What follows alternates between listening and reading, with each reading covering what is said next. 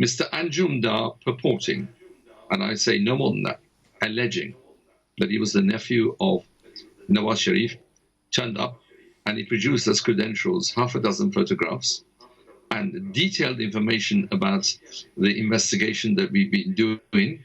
And he made one telephone call, allegedly, and I say allegedly, to Mr. Nawaz Sharif, and he had a conversation in Urdu. I don't speak Urdu.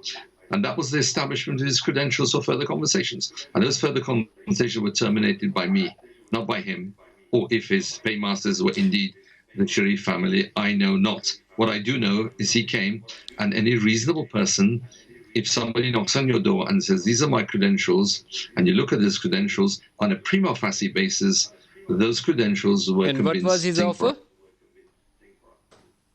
Sorry? What was his offer? His offer was $25 million to take it and go away. And I said, you need to talk to our lawyers and you need to put this into a consent order. And it's going to be a settlement. Take $25 million and go away. This was the offer by Sharif family through Mr. Anjum Dar. Sorry, this was allegedly offered by the Sharif family, but certainly not allegedly, definitely offered by Anjum Dar.